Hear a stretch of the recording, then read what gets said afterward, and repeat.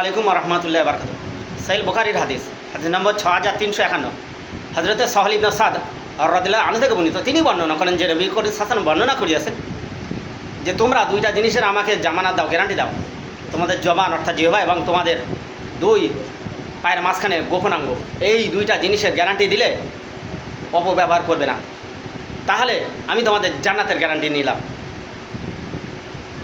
ভাই, সহিহ বুখারীর হাদিস, এর ব্যাখ্যাটা বলি এবার।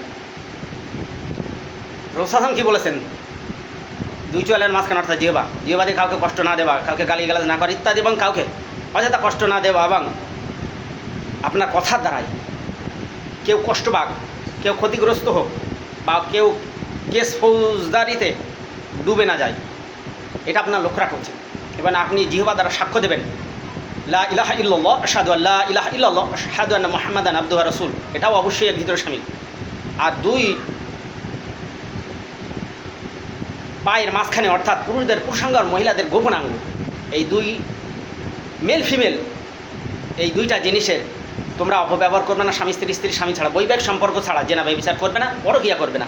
যদি এটা তোমরা গ্যারান্টি দিতে পারো, আমার নবী মুহাম্মদ সাল্লাল্লাহু আলাইহি ওয়াসাল্লাম বলছেন তোমাদের জান্নাতের গ্যারান্টি আমি দিলাম। পৃথিবীতে এমন কোনো পীর নাই, এমন কোনো মাসে বুজুর্গানের দিন, জামাতের আমির বা কেউ নাই এরকম গ্যারান্টি দিতে পারে। বা চ্যালেঞ্জ থাকলো, যদি কেউ দিতে পারেন দেবেন, ক্ষমতা নাই।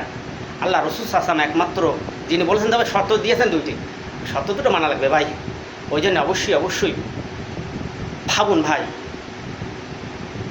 অবশ্যই আমাদের ভাববার সময় এসেছে। আপনি আজকে জেনা করছেন, আপনি আজকে বিচার করছেন, আপনার শরীরে ডিএনএ আছে, আপনার রক্তে, আপনার হাড্ডি, আপনার হচ্ছে শির ডালাতে, আপনার নিউরনে, সেগুলো আপনার পরবর্তী বংশধর প্রজন্মরা অবশ্যই জেনা ব্যভিচার করবে। এটা আপনি যদি বেঁচে থাকেন দেখতে পাবেন, আর মরে গেলে সব তো দূরের কথা, আপনি কোনার রফ পাবেন। ওই জন্য ভালো হয়ে যান ভাই, ভালো হয়ে যান। ইসলামে একের অধিক বিবাহের কথা বলা হয়েছে কেন? আপনি জানেন যে জেনা ব্যভিচার না করেন না, এই জন্যে অনেকে ব্যঙ্গ করে। ভাই, ব্যঙ্গ করার জায়গা নেই।